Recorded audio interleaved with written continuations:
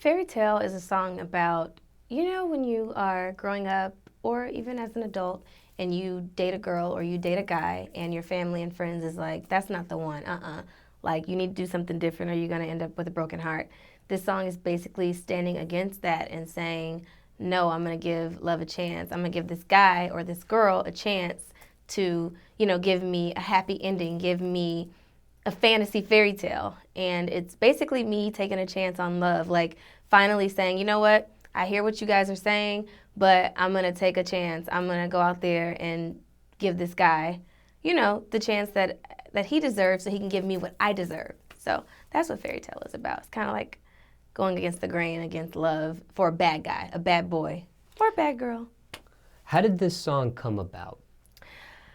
I actually had this song is featuring, it's me, Chris Brown, and DJ Khaled. I had another song that I actually asked Chris to get on. It's a little more up-tempo, club, dance type record, and I was actually going to release that one first, and then Chris came to me and he wrote this song, him and another guy, Sam Hook, and he said, I think, this is a good song. It's only 2 minutes and 17 seconds long, so I think if you just put this out there, it's a little more vulnerable, it's soft, it's cute, just get the ear of the people to turn toward you before you just give them, your all.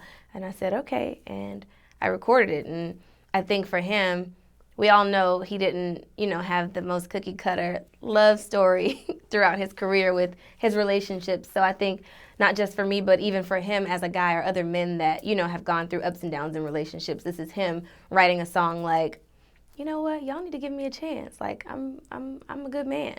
So, yeah. So the song was already written. It was pretty much ready to go before you even touched it. Yes, this was done before I even got to it. And Sam Hook is another writer. He came in on the tail end and he kind of like tweaked a couple of things, but it was already done, like 90% done. So I guess, was this a song maybe that Chris Brown just had for him, for his personal use, and kind of dished it off? Or is this, like, I don't know how that part works, or that thinking there. So Chris Brown, Chris works 26 hours of 24 hours a day. He has a studio in his house, and if he's not there, he's traveling, and he's in every city, he's at a studio.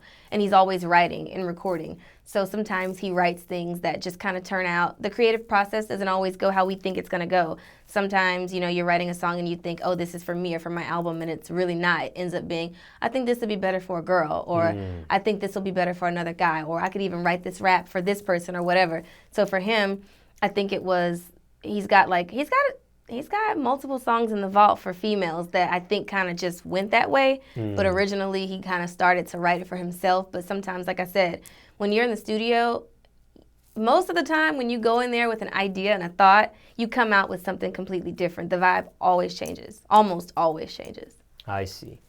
Now, sometimes, too, I would assume that when somebody gets a record that's already laid out and done, if it doesn't work for them and they dish it off to somebody else, just because you sing it, it still might not sound good, quote unquote, after it's done. When you cut this record, was it just a natural, organic, wow, this sounds really good after I cut it? Yeah, when I first recorded Fairytale, I think everybody was kind of like, yeah. Like I said before, the first song that I was going to go with Chris was more of like a rap, singy kind of record. And even Empire, even the label, they felt like they could hear more of me on this song more than the other one. The other one is, I'm talking a lot of shit and, I'm being kind of hood, not kind of hood, I'm being who I am. But they were just like, you sound great and you and Chris sound, great together on it. So it was from jump. I never had to like tweak anything, like I did it and that was that. I was surprised at how fast we moved on this song because when I first got the vocals back, I was like, take that out. I want to change this. It's short. Like, no. And they were like, no, this is it. So I'm like, all right. How did DJ Khaled come into the picture for this song? I met Khaled. I used to be in a girl group some years back called Sophia Fresh. And we had a deal with Clive Davis. And then when that dissolved, we had a deal with Atlantic Records and T-Pain. At the time, we lived in Atlanta and Miami. We were living in both places at the same time. And we were always with T-Pain at the studio at Circle House in Miami, and DJ Khaled would always be up there. And we kind of just, he's a very, like, he's definitely a people person, and he's a ball of energy. So we were always around him. He's somebody that I've pretty much known for like the past 10 years. I wouldn't say that we're close, but if someone mentions me or the group to him, then he's familiar with it. And with this song, once we finished it, Chris and his team, his management was like, oh, we should see if Khaled wants to, like talk some shit on the front of the song or somewhere in the song. See if he's interested. And they sent it to him, and he's like, hell yeah, like, of course. So he's been very supportive. He also did the video, which these days, if you get a feature from a big artist, it's rare to get all of them in the video. And I was blessed enough to get Chris and Khaled. So I'm very, very happy about that. And I want to talk about that more in a little bit. But as far as Khaled vocals, is it something that you say, okay, with him, is it something he just gets the track and he just does him? Or is there certain things you say, I would like for you to say this in your intro? Oh, no. Khaled does what Khaled wants to do, whether that's Bless Up or another one or We the Best, Who, whatever he wants to do, he does. And I think everybody at this point kind of trusts his ear. Like, we trust his ear. Like, whatever Khaled thinks is great, it normally is great most of the time. When you got that intro back for the first time and you heard it, what did you think? What was your reaction listening to it for the first time? I was thinking, nigga, we made it. I was thinking, man, I got something here.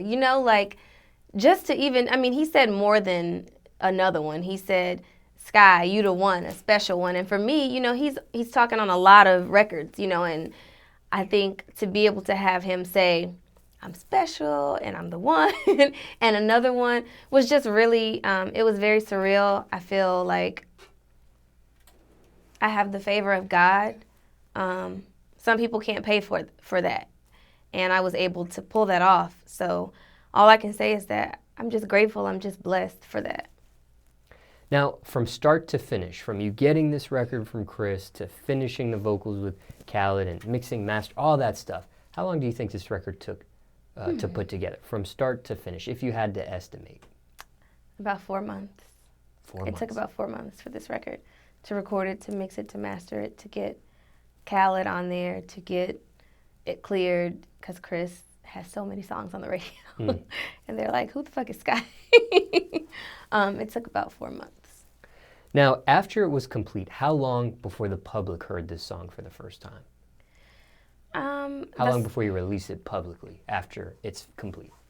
The song was completed. It was mastered and mixed in June. I shot the video the last week in May, and then the song and the video came out middle of August. So, couple months there. Couple months, yeah, it was a couple of months. Not too long. That's not so bad, actually. How did you premiere the song? Or did you premiere the video and the song the same day? Because everybody's different now with marketing. Some people will premiere the music video first and not release the song. And some people, they do both the same day. And some people put out the song and then the video later. Empire and we released the video and the song the same day. It was August 10th. The video was released on, it was on Tidal, it was on WorldStar, it was on every major platform as well as the song. It was on iTunes, Spotify, Tidal, Google Play, everywhere. So we did it all at one time. There were no teasers, there were no Friday, I've got something coming. It was just like, they wanted it to be like just like a surprise splash. Like, okay, who's this girl? And when it came out, I think I had so many people posted. I had 50 Cent post. I didn't have him. I didn't know. This was all a surprise. So I want to go on record and say, I did not call favors in for this. All the people that posted the song and the video it was all like love. Diddy posted it. Khaled posted it. 50 Cent posted it. Fat Joe posted it. Jacquees posted it. Chris posted it. Trey Songs posted it. A lot of people did. So I had a really good debut. Now, hindsight 2020, of course, was that the right thing to do, the surprise effort, or do you wish maybe you would have teased it a little bit before it dropped? No, I like the surprise. A lot of new artists are scared to do it. They feel like, okay, I'm not Rihanna, I'm not Beyonce, I'm not Drake, so who's gonna care? But for me, it was just a massive blast at one time to get everybody to be like, who is this that thinks she could just come and just drop something that quick and that fast with all these people posting it, I wanted to do something different. And whether you like Fairytale or you don't like Fairytale, I think you're kind of tuned. You see how I did that? SkyeTunes. Now, The music video, just curious, was this all, was Khaled, Chris, was that all everybody at one sitting at one day? Yes, that was one day. That was one setting. It was not different times. We were all there together. Chris, Khaled. I mean, of course, we weren't in one scene together, but the way that it was shot, we were all the same building, the same day. I see. Because I know these days with features, maybe some people will do it in one location. Yeah. In one state, in another location, in another state, and put it all together and make it look cohesive. Right. No, Eif Rivera directed the video, and Eif did it when we were all, it was scheduled at a time that Khaled, Chris, and myself were all in the same vicinity, all in the same city at the same time. Is that your first video shot by Eif? It is my first video shot by Eif. I love Eif, and I want him to do more of my videos. It was so easy, so professional. And we were actually going to do a whole nother treatment before, but we were pressed for time, so we didn't have the opportunity to really do what he really wanted. It was like a crazy treatment of me like in the woods. It was crazy, but we didn't have time, so. How did he get into the mix for that? Was that a suggestion, or that's somebody you wanted to work with for a video? Eif was a suggestion for me. I had a couple of suggestions. I had like 2 or 3 different options sent my way, and I said I wanted to do Eif. Eif does a lot of, or most of 50s videos, and a lot of Empire people. I know he does a lot of Remy and Fat Joe stuff. So I knew that he was somebody that understands the Empire system, and I wanted somebody that was familiar with, you know, my team and my crew. So, and he was, and I'm sure he was the best person for the job. Now, how's the feedback been to the song? How's the feedback been to the video? The feedback on the song, I've had some people say they love the song. I've heard some people be like, what the hell, it's too short, it's only 2 minutes long. Then I've heard some, you know, fans compare my song with Chris as opposed to him with another artist, and I'm like, but they're comparing me to other artists that have like millions of followers or, you know, whatever. But that stuff, it doesn't bother me. I'm just like, just stay tuned to SkyeTunes, because y'all just watch and see what Sky got coming up. So I've had good, I've had bad, but I tried my best to stay, you know, to shy away from like really tuning into the bad stuff that people have to say, because that's not going to help me. It's not going to do nothing but just make me think. And I don't like to invite. I'm big on energy, very big on energy, and I definitely don't want to invite that into my realm. So all I know is people like it.